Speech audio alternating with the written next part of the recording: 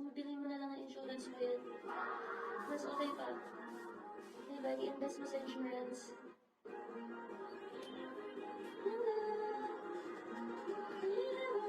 Rolly, Rolly. Tama, Mr. J. Kaya, okay, may mga anak kayo, bata pa, bilan nyo na, para ano, paglaki nila. No skip yan, no skip.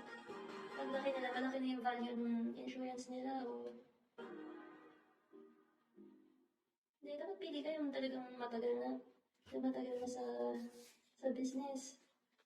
I think you each GR. Cycle.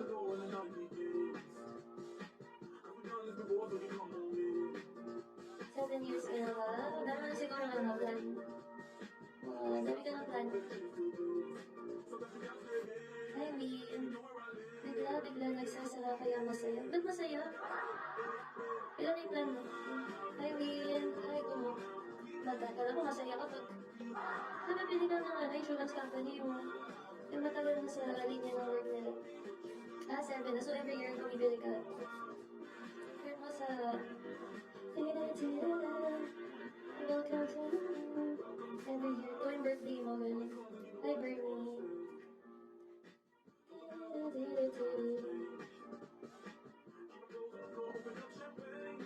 Yes. Rolly. Thank you, Rolly. Talaga stable. Maganda ano, FWD. Pension, tsaka health. Local bills. Pension, tsaka health. Let's say, critical illness, yun. Tulay. Bernie, maganda may insurance, guys. Kaya nagkasakit ka, Philom Life. Meron pa ng under yata si Philom Life kay, diba, BPI? Philom. Zyler. Kaya nagkasakit ka. Ako, syempre, wala kang budget, o pag insured ka, sa insurance magbabayad. Hindi mo na problema yung kamag-anak mo, sing sila kukuha ng pera. Let's say, hindi ka pabigat ka na, period. Hindi ka magiging pabigat sa kanila kasi insured ka. Yung insurance na magbabayad. PPI, Philom Life, o, diba? Ganun ko, ano?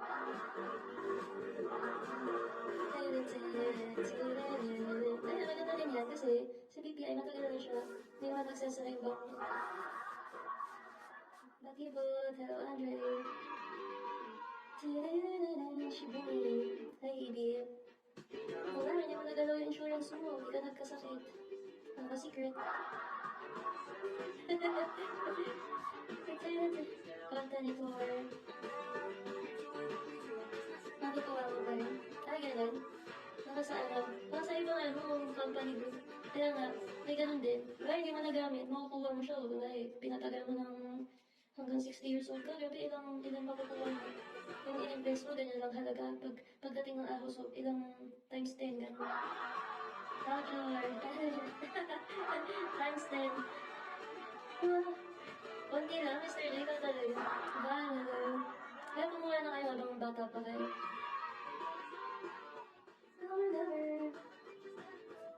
Hi, wala, may nangyari sa inyo. Huwag naman sana. Pag may nangyari sa inyo, yung meron kayong mga beneficiaries, pagkahati-hatian nyo ng mga nilista mo doon. Ibig sabihin, may mana sila sa inyo. Diba? May alam ako. May kakilala kasi ako sa ganyan din. Tsaka maganda din kasi ako nag-work ako dati sa bank, kaya alam ko din na. Pero binabentahan mo yung mga kliyente. Alam mo, negligence, Nox negligence. Pag nag-retire ka, diba? Lalo ka na, ito yung plans mo. So siya, doon ka, waging-wagi ka rin.